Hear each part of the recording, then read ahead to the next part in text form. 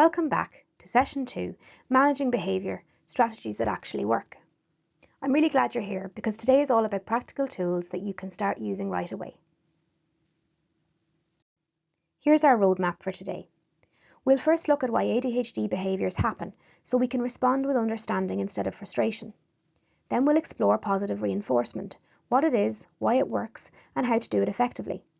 We'll cover how to set clear expectations and why consistency is your secret weapon.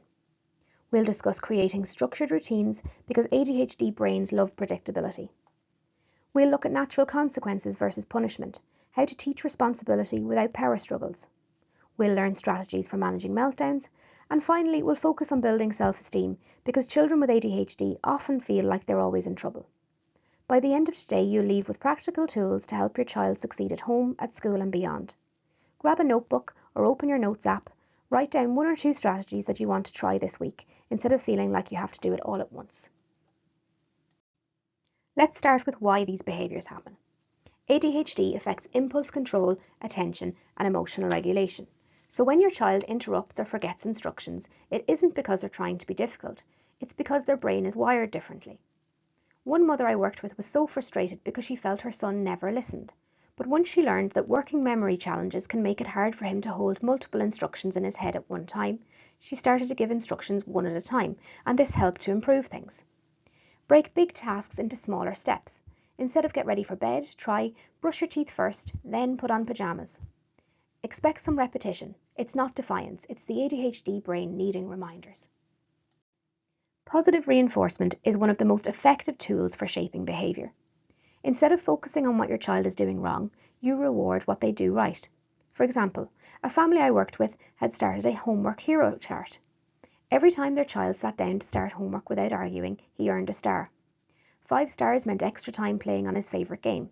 Within a few weeks, homework battles became much less frequent. Use immediate rewards at first. Children with ADHD respond better when rewards come quickly.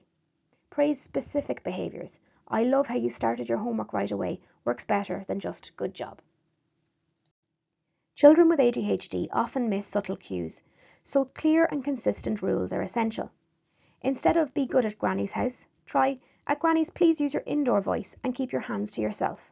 That's clear and measurable. Consistency matters. If the rule is no screens before homework, it needs to apply every day, not just when you remember. Post rules or routines somewhere visible, on the fridge, in the child's room, or even as a picture schedule. Use the same language for instructions to avoid confusion. Children with ADHD thrive on predictability. A structured routine means fewer surprises and less anxiety.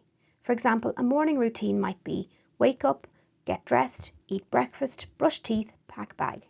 Post it on a chart with pictures for younger children so they can follow it without constant reminders. Use timers. A 10-minute timer for getting dressed can keep things on track without you nagging. Keep routines consistent, even on the weekends, to help with sleep and mood regulation. Punishment often creates resentment without teaching new skills. Natural consequences, on the other hand, help children to connect actions to outcomes. Stay calm when letting natural consequences happen. No lectures are needed. Avoid unrelated punishments. Losing television for a week because homework was forgotten doesn't teach the right lesson. Emotional outbursts can be intense with ADHD because emotional regulation is often underdeveloped. You may be thinking that your child can go from 0 to 100 in seconds when told no. Work on giving them a calm down space and teaching deep breathing techniques. Over time, the meltdowns will be shorter and less frequent. Create a calm corner with soft toys, books or calming music, and praise your child when they use coping strategies. For example, I love how you took deep breaths when you were upset. Children with ADHD hear don't and stop all day long. Don't talk out of turn. Stop fidgeting. Over time, this can hurt their self-esteem. We can counter this by noticing and celebrating effort, not just results. For example, if your child worked really hard on a project but forgot to turn it in, praise the hard work anyway. Look for small wins daily. Thanks for hanging up your bag when you got home. Focus on strengths. ADHD children are often very creative, curious, and full of energy. Today we learned that managing ADHD behaviour isn't about control. It's about teaching skills, setting clear expectations and supporting emotional growth. Try one or two of these strategies this week, and in our next session, we'll explore understanding executive functioning and how to support your child. Pick one strategy from today's session to focus on first. Small changes add up over time. Reflect on what worked and what didn't. Thank you for listening.